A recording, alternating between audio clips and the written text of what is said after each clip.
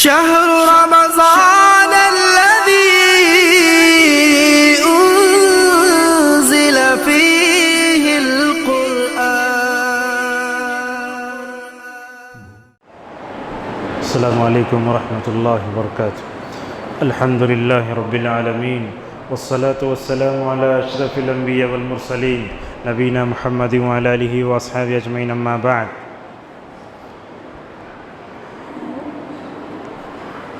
پانچویں پارے کا خلاصہ شروع کرنے سے پہلے کل کے پارے میں دو تین باتیں باقی تھیں، انشاءاللہ اس کو کنٹینیو کرتے ہوئے انشاءاللہ پانچویں پارے میں داخل ہوں گے. کل جو چوتھا پارہ تھا اس میں بتایا گیا تھا کہ اگر کوئی انسان دنیا میں مرتا ہے تو اس کا حصہ جو ہے اس کے بچوں میں تقسیم کرنا چاہیے. اللہ تبارک و تعالیٰ نے اس کو فرض قرار دیا ہے، جیسا کہ اللہ نے کہا فریضۃ من اللہ، اللہ کی طرف سے فرض ہے. اس کا مطلب یہ معلوم ہوا کہ جائیداد شریعت کے مطابق تقسیم کرنا فرض ہے. اگر کوئی آدمی مر جائے، مثلا سمجھیے ماں باپ کا انتقال ہو گیا، تو اس کی بیوی کو، اس کے بچوں کو اور اس کے رشتہ داروں میں جو بھی وارث ہوں گے ان کو دینا ضروری ہے. اگر کسی نے یہ حق مارا تو وہ اللہ کی نظر میں ظالم تصور کیا جائے گا اور قیامت کے دن جو ہے اسے جہنم میں جانا پڑے گا. معزز حاضرین، آپ جانتے ہیں کہ اس معاملے میں بہت زیادہ لاپرواہی ہوتی ہے. ماں باپ چلے جاتے ہیں دنیا سے، بچے جو ہے سالہ سال لڑتے رہتے ہیں اپنے جائیداد کے تعلق سے. یہ ہمارے مسلمان گھرانوں میں بہت ہے، اور ایسا ہوتا ہے کہ دوسروں کا حق مار کے رکھ لیتے ہیں اور پوری زندگی ایسے ہی گزار دیتے ہیں. حالانکہ اللہ کے نبی صلی اللہ علیہ وسلم نے فرمایا جو آدمی دوسرے کی ایک گز زمین بھی مارے گا نا، اللہ تعالیٰ 7 زمینوں کا طوق بنا کر اس کے گلے میں ڈالے گا. کتنی بڑی وعید اللہ کے نبی صلی اللہ علیہ وسلم. یہ گز بولے تو مطلب یہ گز بھی اگر آپ دوسرے کی زمین لیں گے نا، اللہ تعالیٰ 7 زمینوں کا جو ہے طوق بنا کے اس کے گلے میں ڈال دے گا قیامت میں. اور ایک بات آپ کو یہ بھی بتاتے ہیں کہ سمجھیے مثلا یہ میرا پلاٹ ہے اپنا مسجد طواب میں، بازو میں ایک آدمی کا پلاٹ ہے. وہ کیا کرتا ہے راتوں رات، میری جگہ چھوٹی ہے اسی لیے راتوں رات کیا کرتا ہے، وہ فینسنگ جو ہوتی نا نکال کر بازو گاڑ لیتا ہے. رات کے اندھیرے میں کرو، دن کے اجالے میں کرو، یا جھوٹے کاغذات بنا کر اپنی جگہ بڑا کر لو.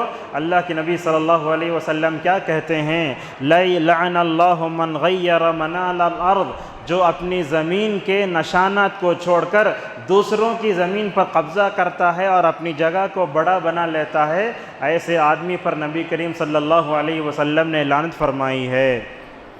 معزز حاضرین، اگر ہم اپنی زندگی کا جائزہ لیں، معلوم یہ ہوتا ہے کہ آج جائیداد شریعت کے اعتبار سے تقسیم نہیں ہو رہی ہے. لوگ کیا کرتے ہیں، شریعت کی روشنی میں تقسیم کرنے کے بجائے ماں باپ اپنی جو جائیداد چھوڑ کر گئے ہیں، بھائی بہن سب مل کے کورٹ کو جاتے ہیں. آج یہی حقیقت ہے، کورٹ کو جاتے ہیں، ایڈوکیٹوں کو پیسہ کھلاتے ہیں، جتنا پیسہ ہوتا ہے سب حرام میں ڈالتے ہیں. یہ اچھے پڑھے لکھے لوگوں کا یہ گھروں کا یہی حال ہے. کیا کرنا چاہیے، اگر ماں باپ کا انتقال ہو جائے، یہ گھر میں بھائی بہنوں کا حصہ ہے تو سب کو برابر کا حصہ دینا چاہیے. مرد کو 2 حصے تو عورت کو 1 حصہ ملے گا، جیسا کہ شریعت نے بتایا ہے. لیکن آج ہم دیکھتے ہیں اس وجہ سے معاملے میں کیا ہوتا ہے، جائیداد کو برابر تقسیم نہ کرنے کی وجہ سے رشتہ داریاں کٹ جا رہی ہیں، اور اسی طریقے سے لوگ کیا کرتے ہیں، ایک دوسرے کو قتل کرنے سے بھی باز نہیں آتے. ہمارے معاشرے میں ایسی مثالیں ملیں گی آپ کو کہ بیٹے نے ماں کو مار دیا، بیٹے نے باپ کو مار دیا. کیوں؟ گھر کی وجہ سے. ایسا بہت ہو رہا ہے ہمارے معاشرے میں. اور اسی وجہ سے جہاں رشتہ داریاں کٹتی ہیں نا، وہیں بھائی بہن کا رشتہ بھی بڑا نازک ہو کر رہ گیا ہے. ہم آپ سے کہیں، آج بھائی بہن کا رشتہ بہت نازک بن کے رہ گیا ہے. شادی سے پہلے تو کچھ تعلق ہوتا ہے، لیکن شادی کے بعد تو لوگ اپنی بہن سے کہتے ہیں تیرا یہ نہیں گھر، تو جس گھر میں گئی وہ تیرا گھر ہے.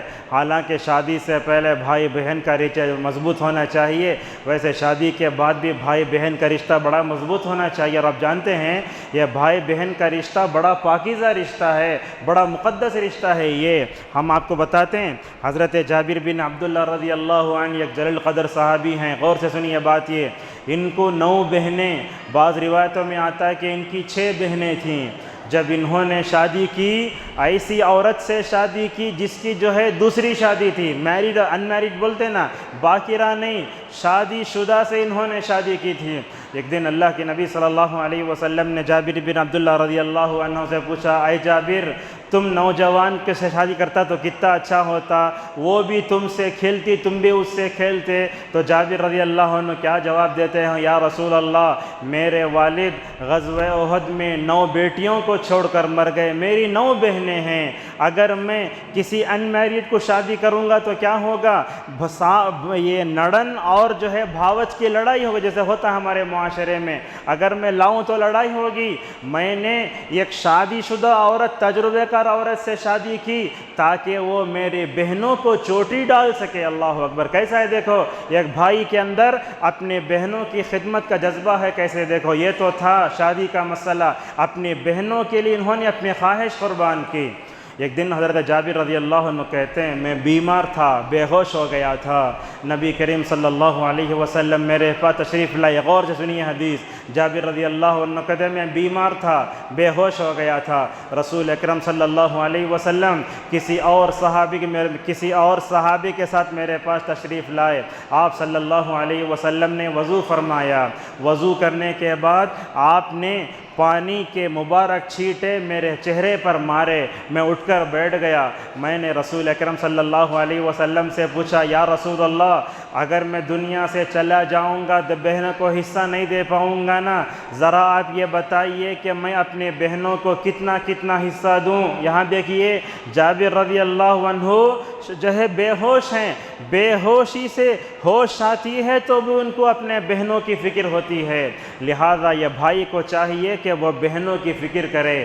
اور معلوم ہے بہن کون ہوتی ہے، شادی سے پہلے بھائیوں کی خدمت کرنے والی، گھر صاف کرنے والی، بھائیوں کے کپڑے دھونے والی، ان کی سب خدمت کرنے والی۔ کیسا یہ پاکیزہ ماحول ہوتا ہے شادی سے پہلے، لیکن شادی کے بعد جب وہ اپنی شوہر کی طرفداری کرتی ہے تو بھائی جو ہے اس کے خلاف ہو جاتے ہیں، ایسے نہیں ہونا چاہیے۔ بھائی بہن کا رشتہ بڑا پاکیزہ ہوتا ہے، لہذا جائیداد میں بھی بہنوں کا حصہ دینا چاہیے، بھائی اس حصے کو نہ ہڑپیں۔ یہ تو کچھ باتیں تھیں چوتھے پارے کے تعلق سے۔ 5ویں پارے میں اللہ تبارک و تعالیٰ نے ایک بات یہ بتائی ہے، وہ کیا ہے، زنا کی سزا۔ زنا کی سزا شروع میں کیا تھی، اللہ تبارک و تعالیٰ نے کہا فَأَمْسِكُوهُنَّ فِي الْبُيُوتِ، ان کو کیا کرو، زنا کرنے والے مرد عورتوں کو یہ کمرے میں بند کر ڈالو۔ کئی کو بند کرنا، کھانا پینا دینا، بھوکے نہیں مارنا، یہ کمرے میں بند کر ڈالنا، بائیکاٹ، قومی بازش نہیں کرنا۔ کیوں بولے تو اسے اپنی سزا کا احساس ہونا، کئی کو مجھے اکیلا کر دیا گیا، ایسا ایک پہلا اسٹیپ۔ یہ دیکھیے زنا کی سزا اللہ تبارک و تعالیٰ کیسے آہستہ اتارتا ہے، یہ پہلا اسٹیپ یہ کہ ان کو گھروں میں الگ کر دو، ان کو جو ہے کیا کرو، کمروں میں بند کر دو، گھروں میں بند کر دو، یہاں تک کہ ان کی وفات ہو جائے، یا نہیں تو اللہ تبارک و تعالیٰ کوئی راستہ پیدا کرے۔ حضرت عبادہ بن صامت رضی اللہ عنہ کہتے ہیں اللہ کے نبی صلی اللہ علیہ وسلم پر سورہ نور کی آیتیں اتریں، کیا ہے، زنا کرنے والوں کی دوسری سزا کیا ہے، دوسرا اسٹیپ یہ کہا اگر وہ غیر شادی شدہ ہو تو 100 بیلٹ مارنا، اسے بیلٹ کے 100 کوڑے مارنا، کوڑے مانے بیلٹ، 100 مارنا، 100 مار کے اسے کیا کرنا، بستی سے الگ کر ڈالنا۔ مثلا زنا کرنے والا بلاری میں ہے تو کیا کرنا، اسے بنگلور کو بھیج ڈالنا مثلا ایسے۔ اگر وہ شادی شدہ ہے تو کیا کرنا، سینے تک گڑھا کھود کر جو ہے اسے پتھر مارنا، اتنے پتھر مارنا کہ وہ مر جائے۔ اللہ کے نبی صلی اللہ علیہ وسلم کے زمانے میں ایسے ہوا، ماعز نامی صحابی سے، غامدیہ نامی صحابیہ سے یہ زنا کا واقعہ پیش آیا تھا۔ اللہ کے نبی صلی اللہ علیہ وسلم کے پاس آ کر انہوں نے درخواست کی، یا رسول اللہ دنیا ہی میں اگر آپ ہمیں پاک کر دیتے ہیں تو آخرت میں اللہ تعالی ہمیں پاک کر دے گا۔ اللہ کے نبی صلی اللہ علیہ وسلم نے دونوں کے لیے کہا جاؤ ان کے لیے سینے تک گڑھا کھودو، بعد میں پتھر سے مارو۔ یہاں خواتین بھی ہیں، ذرا ایک قصہ سنیے۔ غامدیہ رضی اللہ عنہ یہاں تک جو ہے گڑھا کھود دیا گیا، پتھر مارنا شروع کئے۔ پتھر مارنے والوں میں حضرت خالد ابن ولید رضی اللہ عنہ بھی ہیں، جیسے مارے خون کا ایک چھینٹا حضرت خالد کے جسم پر اڑا۔ خالد ابن ولید نے کہا دلندر عورت یہ، ایسے ہی آج کے زمانے میں اگر کہے اللہ کے نبی صلی اللہ علیہ وسلم کو معلوم ہوا توبہ کرنے والی ایک عورت کا خون کا چھینٹا تمہارے اوپر اڑا، تم اس کو لعن طعن کرتے ہو، آپ نے کہا خالد رک جاؤ، اپنے زبان کو ذرا کنٹرول کرو۔ کیا معلوم ہے یہ ایمان افروز توبہ کیسی ہے معلوم اس عورت کی؟ اس کے اندر تو سب سے پہلے گناہ کا احساس، بات یہ ہمارے پاس آئی کیسے؟ اللہ کے نبی صلی اللہ علیہ وسلم نے کہا قسم ہے اس ذات کی جس کے ہاتھ میں محمد صلی اللہ علیہ وسلم کی جان ہے، میں اس کی توبہ کو اگر مدینے والوں میں تقسیم کروں گا نا، اللہ تبارک و تعالیٰ اس توبے کی وجہ سے ہو دوسرے 70 لوگوں کو معاف کر دے۔ اللہ اکبر۔ یہ عورت جب اللہ کے نبی کے پاس آتی کہتی یا رسول اللہ پیٹ میں بچہ ہے حرام کا، کیا کروں؟ اللہ کے نبی بولتے ذرا ڈیلیوری کے بعد آؤ، دیکھو اگر ہمیں اختیار دیے تو آج کل کی عورتیں واپس نہیں آئیں گی، لیکن کیا احساس گناہ اندر سے بیٹھنے نہیں دیتا تھا۔ جب ڈیلیوری ہو گئی تو نبی کے پاس آئی، رحمت للعالمین صلی اللہ علیہ وسلم نے دیکھا اگر اس کے ماں کو رجم کر دیا جائے تو بچے کو دودھ کون پلائے گا؟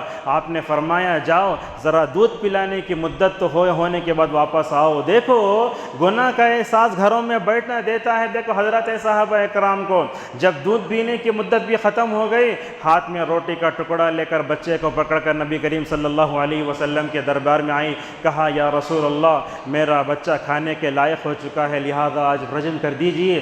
کیا یہ گناہوں کا احساس آج ہماری عورتوں میں ہے؟ گناہ ہوتا ہے لیکن گناہوں کا احساس آج ہمارے اندر نہیں ہے۔ معزز حاضرین، یہ تو زنا کی سزا اللہ تبارک و تعالیٰ نے مرحلہ بمرحلہ اتاری۔ اگر تعالیٰ 21 مرتبہ بولتا قتل کر ڈالو تو عرب کے لوگ جو ہے زنا نہیں چھوڑتے تھے، اور نبی کریم صلی اللہ علیہ وسلم کیسے زنا کرنے والوں سے سلوک کرتے تھے۔ دیکھو ہمارے معاشرے میں کوئی ایک مرتبہ کوئی برائی کر لے، ہمیں وہ برائی کا نام لے کے اسے ستاتے رہتے ہیں۔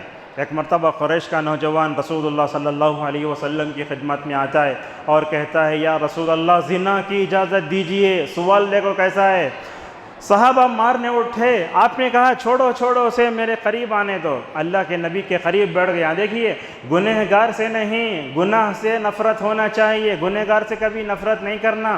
نبی کے مبارک زانوں سے اپنے زانوں ملا کر بیٹھ گیا۔ آپ صلی اللہ علیہ وسلم نے سوال کیا کس مقصد سے آئے ہو؟ کہا یا رسول اللہ پھر زنا کی اجازت دیجیے۔ اللہ اکبر، کتنا بڑا سوال! اللہ کے نبی کیا پوچھتے معلوم؟ کیا تم اپنی ماں کے ساتھ زنا کرنے کو پسند کرو گے؟ ایسا سوال کرتے جا رہے ہیں۔ اس کے ساتھ اپنی خالہ کے ساتھ، اپنی بہن کے ساتھ، اپنی بیٹی کے ساتھ، اپنی پھوپھی کے ساتھ سوال کرتے جا رہے ہیں۔ اس کی فطرت اندر سے اسے مکمل طور پر سدھار رہی ہے۔ کیا کہہ رہا معلوم نوجوان وہ؟ یا رسول اللہ دنیا میں میچ نہیں، کون بھی آدمی اپنی ماں سے، خالہ سے، بہن سے، بیٹی سے زنا کرنے کو پسند کرے گا؟ اس کے بعد رویہ دیکھو اللہ کے نبی صلی اللہ علیہ وسلم، رحمت کیسے تھی۔ آپ نے اپنے ریشم سے زیادہ نرم ہاتھ اس کے سر پر رکھے، آپ نے اس کے حق میں 3 جملے کہے، اے اللہ اس کے گناہ کو بخش دے، اے اللہ اسے تو اپنے شرمگاہ کی توفیق دے، حفاظت کی توفیق دے، اے اللہ اس کے دل میں اٹھنے والے جو ہے دل کو پاک کر دے۔ راوی حدیث حضرت ابو امامہ الباہلی رضی اللہ عنہ کہتے ہیں قریش کا نوجوان اس دعا کے بعد کبھی جو ہے زنا کی طرف مائل نہیں ہوا۔ ہمارے معاشرے میں کچھ لوگ ہوں گے جو موبائل میں گانے دیکھتے ہوں گے، ہمارے معاشرے میں کتنے نوجوان ایسے ہوئے ہوں گے جو لڑکیوں سے چیٹنگ کرتے ہوں گے، اس میں کچھ جاہل بھی ہوں گے، کچھ پڑھے لکھے بھی ہوں گے۔ سب کے ساتھ ہمارا رویہ ایک نہیں ہونا چاہیے، ہمارا رویہ ہر ایک کے ساتھ دیکھ کر مکمل طور پر ہونا چاہیے۔ معزز حاضرین، اللہ تبارک و تعالیٰ نے اس کے بعد یہ بتایا محرم رشتے کیا کیا ہوتے ہیں، ماں، بیٹی، پھوپھی، خالہ، بھتیجی، بھانجی، رضاعی ماں، 2 خاص بہنوں کو جمع کرنا۔ آپ ایک ضابطہ یاد رکھ لیجئے، جن سے آپ پردہ نہیں کرتے ان سے آپ کی شادی نہیں ہو سکتی۔ مثلا جو ہے بھانجی ہے، کیا کرتی ہے، ماموں سے پردہ نہیں کرتی نا، تو بھانجی کی شادی ماموں سے نہیں ہوتی۔ یہ کچھ رشتے ہیں، لیکن رشتے کی خاص بھانجی حرام ہوتی ہے، لیکن رشتے کی جو بھانجی ہوتی ہے وہ ہمارے لیے حرام نہیں ہوتی ہے۔ مثلا سالی کی بیٹی ہے، ہم کیا بولتے ہیں میری بھانجی میں، تو لہٰذا یہ جو پردے کا سسٹم اللہ تبارک و تعالیٰ لایا تمہارے لیے، محرم غیر محرم، اگر ہم اس میں فرق کریں گے تو ہمارا معاشرہ پاکیزہ ہوگا۔ ہمارے اس میں کیا ہوتا ہے، بچپن سے دیکھو ہی خالہ کے بچیاں کو، تایا کے بچوں کو، چچا کے بچوں کو، اب تمہیں کیا بڑے ہو کو ہمارے سامنے پردہ کرتے سو، یہ نہیں، آپ بچپن میں تھے لیکن آپ بڑے ہو گئے نا۔ پردے کا مطلب تعلقات توڑ لینا نہیں ہے، مطلب کیا، آپ ان سے اکیلے نہیں ہونا۔ اگر کوئی چیز پوچھے تو پردے سے لا کر دے سکتے آپ۔ کچھ لوگ پردہ کرا بولے تو کیسے جوائنٹ فیملی میں پردہ کرنا، سو ایسے سوالات کرتے، لیکن شریعت پر اگر عمل کرنا ہو تو اللہ تبارک و تعالیٰ آرام سے کیا کرے گا، ہم سب کے لیے راستے ہموار کرے گا۔ اسی طریقے سے اللہ نے ایک بات یہی بتائی اس میں، معاشرے میں گرل فرینڈ بائی فرینڈ کا تصور نہیں ہونا چاہیے۔ شادی سے پہلے یہ چھپ کر جو ہے لڑکے لڑکیاں بناتے اور کیا کرتے، لڑکیاں بائی فرینڈ کو تلاش کرتی ہیں، نہیں، یہ گرل فرینڈ بائی فرینڈ کی یہ کیا ہے، یہ گندی اصطلاح ہے، ویسٹرن کلچر نے ہم کو دی ہیں، ٹی وی نے، سیریل نے، فلموں نے ہم کو دی ہیں۔ کیا ہوتا ہے، ایک لڑکا گرل فرینڈ لاتا ہے تو کیا ہے، ماں باپ اس کو جو ہے اپریشیٹ کرتے ہیں، اسے ہمت افزائی کرتے ہیں، اور بعض نوجوان ایسے بھی ہیں نعوذ باللہ، شادی ہونے کے بعد بھی گرل فرینڈ۔ ان اصطلاحات کو اپنے ذہنوں سے نکالو، اپنے فیس بک سے نکالو، اور اپنے زندگی سے جب تک نہیں نکالو گے ہمارے زندگی میں سکون نہیں آئے گا۔ اس کے بعد اللہ تبارک و تعالیٰ نے خودکشی کے بارے میں کہا، خودکشی نہیں کرنا چاہیے، اور اللہ نے یہ بات بھی بتائی، دیکھو گناہ کبیرہ سے دور رہو، اللہ تعالیٰ چھوٹے گناہوں کو خود بخود معاف کر دے گا۔ جیسے ہم وضو کرتے ہیں نا، وضو کرتے وقت کیا کرتے ہیں، باتیں کرتے رہتے، کتنے مرتبہ دھو رہے ہیں، کیا دھو رہے ہیں، ہم سمجھ میں نہیں آتا۔ وضو کو عادت سمجھ کے مت کرو، عبادت سمجھ کے کرو۔ آپ صلی اللہ علیہ وسلم نے کیا فرمایا، وضو کرو گے آنکھوں کا جو گناہ ہوگا وہ چہرے دھوتے وقت دھل جائے گا۔ اگر میں غلط چیز پکڑا ہوں گا یا میسیج میں غلط چیز لکھا ہوں گا، ہاتھ دھوں گا تو وہ نکل جائیں گے۔ اللہ کے نبی صلی اللہ علیہ وسلم نے فرمایا وضو کے آخری خطرے سے بھی گناہ ٹپک نکل جاتا ہے، یہاں تک کہ ناخن کے نیچے سے بھی ماشاءاللہ گناہ جھڑ جاتے ہیں۔ اللہ اکبر، کتنی بڑی بات ہے۔ وضو ہمارے سارے چھوٹے گناہوں کو جھڑا دیتے ہیں، لہذا وضو کو اچھے انداز سے کرو۔ معزز حاضرین، اس کے بعد ہمارے خواتین اسلام سے متعلق ایک دو چیزیں ہیں، بیان کر کے اپنی بات کو ختم کرتے ہیں۔ بات کیا ہے، اللہ تبارک و تعالیٰ مرد کو کیا کیا ہے، بڑا بنایا ہے، عورت کو کیا ہے، چھوٹا بنایا ہے۔ معمولی انداز میں اسے ایسا بولتے، مرد کیا ہے، فارن منسٹر ہے، عورت ہوم منسٹر ہے، شریعت نے ایسے بنایا، لیکن ہم نے اس کو الٹا کر دیا ہے۔ ہم کیا کرتے ہیں، عورت کو فارن منسٹر بنا کے ہم ہوم منسٹر بننے کی کوشش کرتے ہیں، یہ غلط ہوتا ہے۔ اللہ تبارک و تعالیٰ جانتا ہے، دیکھو مرد کو اللہ کیسے بنایا، مرد کے چمڑے کو پکڑ کر دیکھے آپ، ماشاءاللہ ایسا سخت بناتا ہے، گرمی میں، سردی میں، بارش میں سب برداشت کر سکتا انہیں، لیکن عورت کے جسم کو اللہ اتنا نرم بنایا ہے، وہ گھر کی چار دیواری تک باقی رہ سکتی ہے، ورنہ اگر وہ گاڑی چلائی تو نیچے گری کی، کار کا بریک نہیں پکڑ سکتی۔ موٹے موٹے انداز میں سمجھاؤں تو دیکھو کیسا ہے، مثال کے طور پر کوئی ایکٹیوا چلاتے ہوئے گئی، راستے میں گر گئی تو مد ہاتھ لگانا پڑتا اسے۔ دیکھو یہ مردوں کو، عورتوں کو جو کام دیا، آپ کبھی بتائیے سورج کبھی چاند کا کام کریا ہے؟ چاند کبھی سورج کا کام کیا ہے؟ نہیں۔ یہ دونوں کو اللہ تعالیٰ راؤنڈ ڈال کے بتایا، مرد کی ذمہ داری ہے، عورت کی ذمہ داری یہ، مرد پر خرچ کرنے کی ذمہ داری دی، تو کیا کرنا، تمہیں اپنی بیوی کو کیا کرنا، پیسہ دینا، نان نفقہ دینا۔ اور جب مرد جو ہے عورتوں پر خرچ کرتا ہے نا، اس وقت بڑا بیزار آتا اسے، کیا میں خون پسینہ کر کو کما گلا کو بیوی بچوں کو کھلانا کی، یہ بات یاد رکھو۔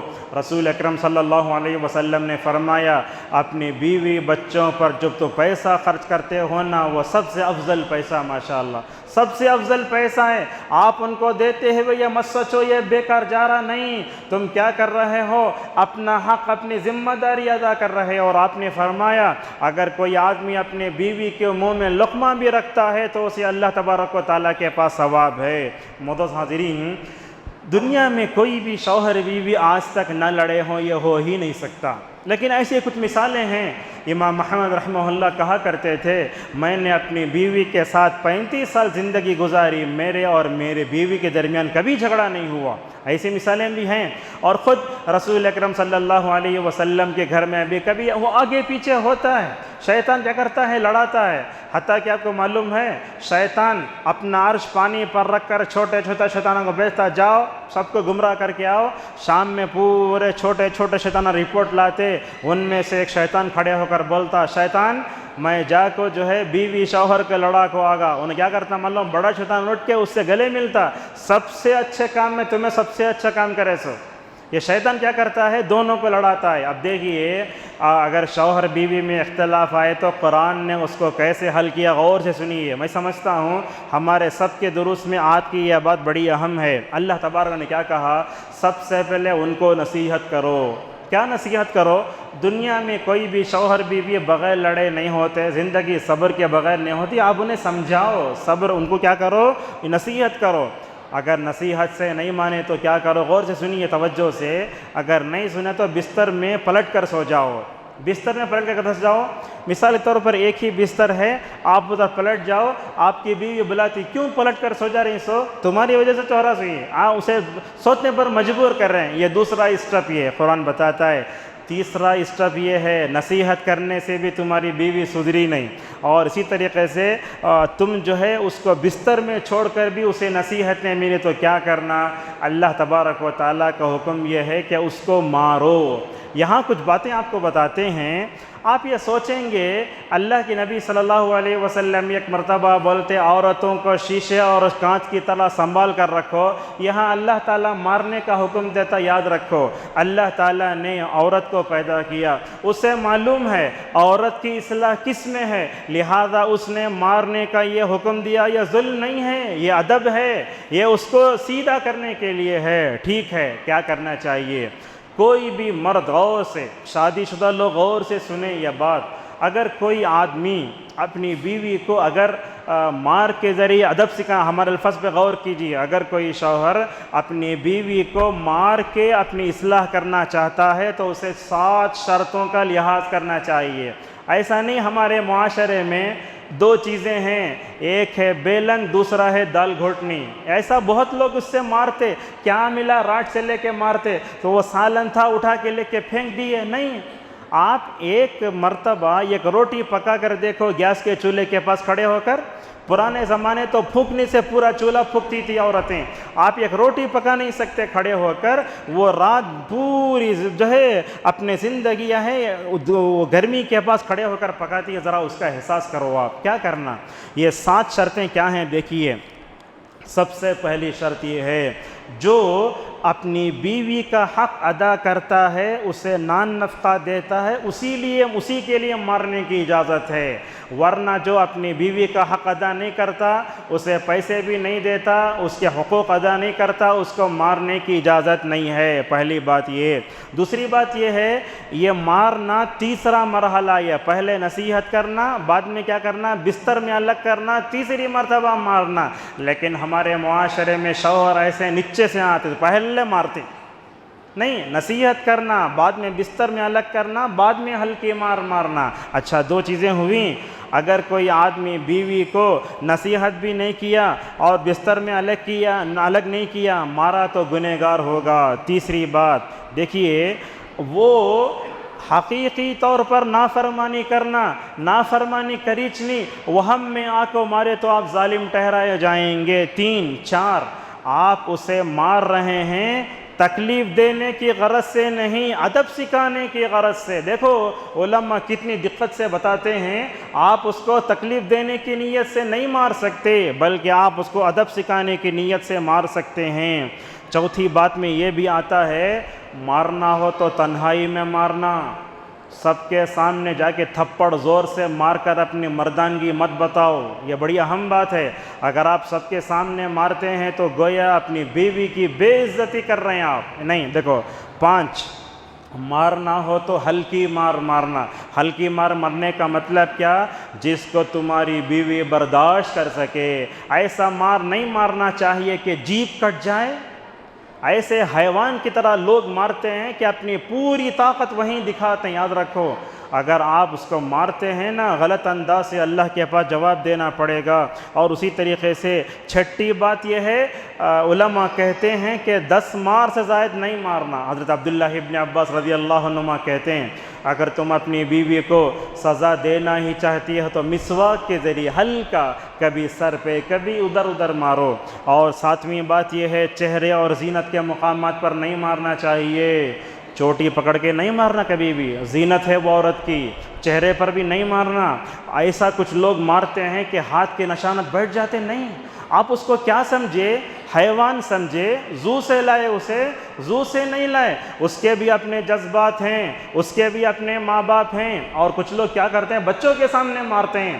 بچوں کے سامنے مارے تو کیا ہوتا, باپ کے خلاف ذہن بنتا اور پورے گھر میں جنگ پیدا ہو جاتی. بچے ماں کی طرف چلے جائے باپ کا خلاف ذہن پیدا ہوتا ہے. نہیں, ایسی ساری چیزیں بچے رونا شروع کر دیتے ہیں ماں باپ کے سامنے مارتے ہیں تو نہیں. اور اسی طریقے سے کچھ جاہل لوگ اپنی بیوی کو کیا کرتے ہیں گھر کے باہر ڈھکل کے دروازہ بند کر دیتے ہیں. ایک دم ایسی حرکتیں کرتے ہیں جو کبھی جو ہے کسی مرد کو نہیں کرنا چاہیے. معزز حاضرین, بخاری رحمہ اللہ ایک حدیث لاتے ہیں, غور سے سنیے. اللہ کے نبی صلی اللہ علیہ وسلم نے فرمایا اے مومنوں کی جماعت, جس اپنی بیوی کو مارتے ہو اور رات میں جا کر اسی سے ضرورت پوری کرتے ہو. آپ ذرا سوچو, جس کو مار رہے ہیں نا آپ, وہی آپ کی ضرورت پوری کر رہی ہے. اللہ کے نبی کیسا بولتے ہیں دیکھو, جس کو مارتے اس سے اپنی ضرورتیں پوری کرتے. قربان جاؤ رسول اکرم صلی اللہ علیہ وسلم. آپ صلی اللہ علیہ وسلم نے اپنی زندگی میں 11 شادیاں کی. غور سے سنیے بات, 11 شادیاں کی.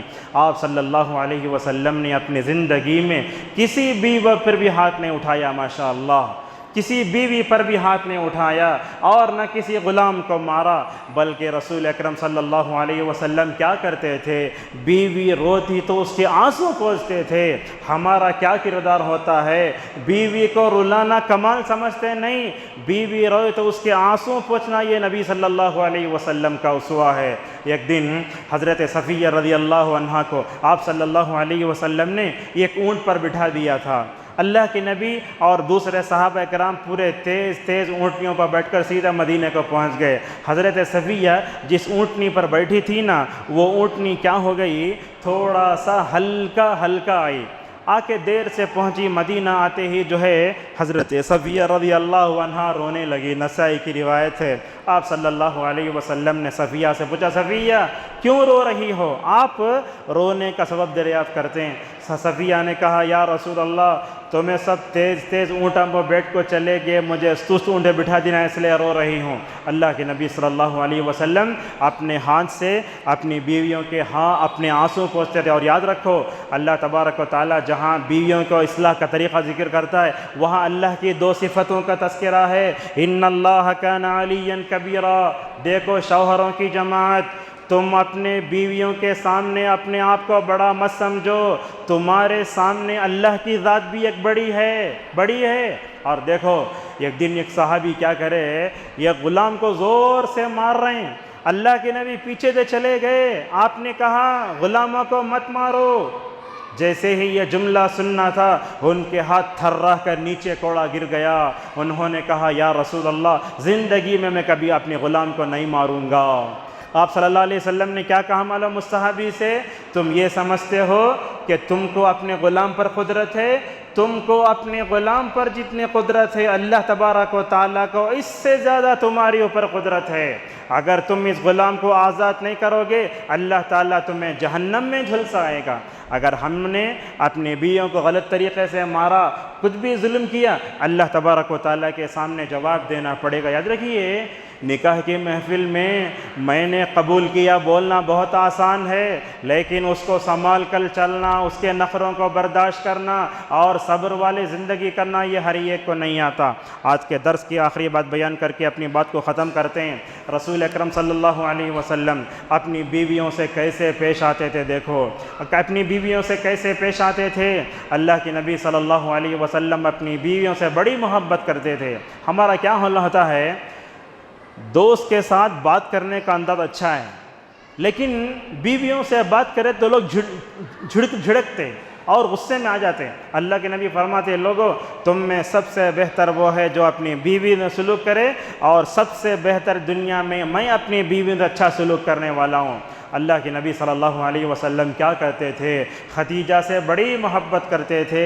خدیجہ جب بھی یاد آ جاتی نا، اللہ کے نبی صلی اللہ علیہ وسلم بولتے میرے اللہ تعالیٰ نے میرے دل میں خدیجہ کی محبت ڈال دی ہے۔ اللہ کے نبی صلی اللہ علیہ وسلم جب بھی بکری ذبح فرماتے، خدیجہ کا انتقال ہو گیا ہے لیکن بکری ذبح کر کے خدیجہ کی سہیلیوں کے پاتے بھیجا کرتے تھے۔ اللہ اکبر! یہ بیویوں کے ساتھ وفاداری دیکھو کیسے، اور بیویوں کے ساتھ کیسے رہنا چاہیے۔ رسول اکرم صلی اللہ علیہ وسلم ناموں میں محبت کرتے تھے، کبھی بولتے یا عائشہ، عائشہ کو پکارتے میاں سے، حرج نہیں ہے، اپنی بیوی کو اچھے انداز سے پکارو، کبھی کہتے یا حمیرہ اے حمیرہ۔ اور جب بیوی غصہ ہوتی تو اللہ کے نبی صلی اللہ علیہ وسلم پہچان لیتے تھے۔ حضرت عائشہ رضی اللہ عنہا سے کہا اے عائشہ جب تم غصہ ہوتی ہے تو میں پہچان لیتا ہوں۔ عائشہ نے کہا یا رسول اللہ میں غصہ ہوتے کیسے معلوم ہوتا آپ کو؟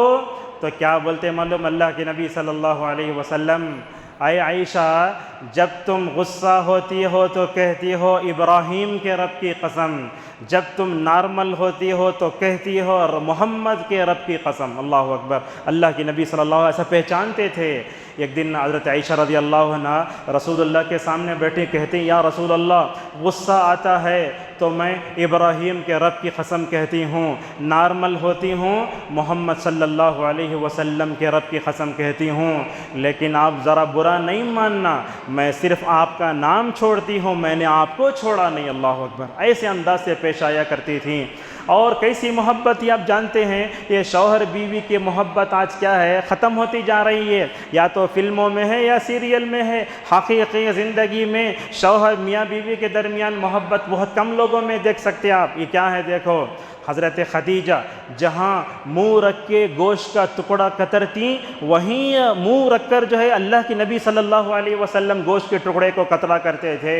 حضرت عائشہ دیکھتے رہتی اللہ کے نبی کہاں رکھ کر پانی پہ وہاں رکھ کر پانی پیتے، اور عائشہ بھی دیکھتی نبی کہاں رکھ کر پانی پہ وہاں رکھ کر پانی پیتے۔ آج کیسا ہے، شوہر پانی پیا تو بیوی پانی پھینک کر دھو کر پیتی۔ آج محبت اس لیے گھروں میں، حقیقت یہی ہے، شوہر بیوی کی محبت آج گھروں میں نہیں ہے۔ بس کیا ہے، بس ایک چیز رہ گئی ہے، بچے ہو گئے، زندگی گزارنا، زندگی کو ڈھکیلو۔ دیکھو اگر دنیا میں پاکیزہ زندگی گزارنا چاہتے ہو، رسول اکرم صلی اللہ علیہ وسلم کو بحیثیت شوہر دیکھو۔ اگر بہترین بیوی بننا چاہتی ہے، عائشہ رضی اللہ عنہا اور ازواج مطہرات کو دیکھو۔ انشاءاللہ پارے کا بقیہ خلاصہ نماز فجر کے بعد پیش کیا جائے گا۔ اللہ تعالی ہم سب کو نبی کریم صلی اللہ علیہ وسلم کے مبارک طریقے پر چل کے زندگی گزارنے توفیق عطا فرمائے۔ وآخر دعوانا ان الحمد للہ رب العالمین۔